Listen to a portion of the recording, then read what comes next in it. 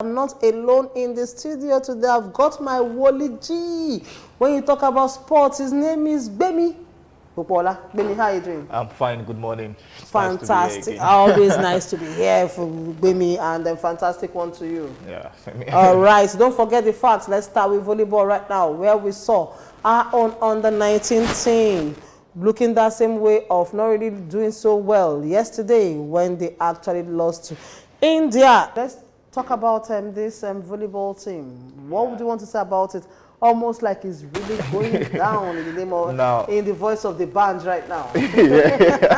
Yeah. Honestly, I'm feeling they've not been, they've not been up to the task. Let me just use the word, because you can't play that way in your last match, losing by a narrow margin, and with what we saw before, before coming on, I think that's looking more or less like a whitewash. So I believe they should be able to do more. And with what I know that the team has been invested a lot upon, so I feel something better should come out from the game. Let's see how far that will go. And this actually got me worried. We talked about slightly yesterday on Sports Cafe. We're talking about it again today, where Super Eagles head coach General will be without several key players for the 2022 FIBA World Cup qualifiers against Liberia and Cape Verde.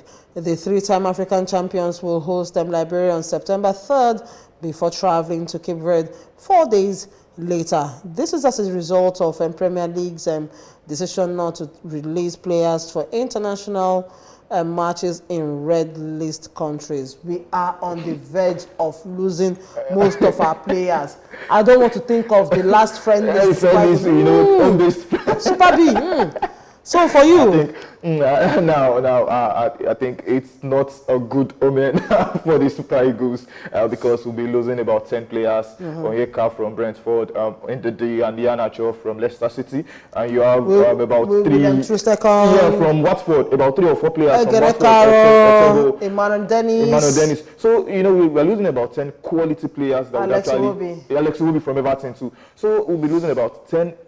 Main. I used to call them Kenneth Ross boys because almost every time these guys continue to make the team, even if they don't start for their clubs, so they are like key men would not be playing. So I think I would like to tell Nigerians not to be too anxious about the game, because just go with it. Just go to the game with a neutral mind and hope for the best, because without these guys, I believe in them.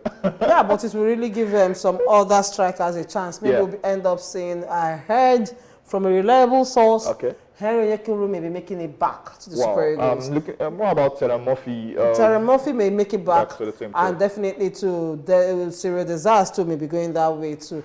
Maybe we should just go on a short break to enjoy the best of Super Eagles. These boys may end up not singing.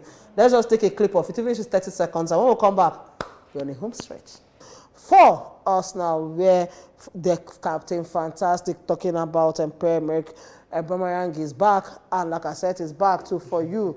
Is this the remedy, the ginger for Arsenal? Because this weekend is going to be baptism of fire, but before the weekend, there's a Carabao Cup coming up against West Brom. I feel this would be a very good one, and the cup ahead also would be a good one for for the players to actually gel, get game time, get to know one or two things amongst themselves, and also be prepared for the blockbuster coming up during the weekend. And I believe something certainly that the Arsenal will be saying this weekend will be quite different from what we saw against Chelsea, and I would give them a better chance than last week, looking at the squad that will be present presently for the game. So I feel Aubameyang and Lacazette, they add much more to the team, the leadership, the experience, and the quality they've possessed. All right, the experience, the quality they possess. Let's see if they can give us something to cheer about. On that note, I want to say a big thank you to you. We've come to the end of the show, but before I run out of the studio, Real Madrid, they've actually made them £137 million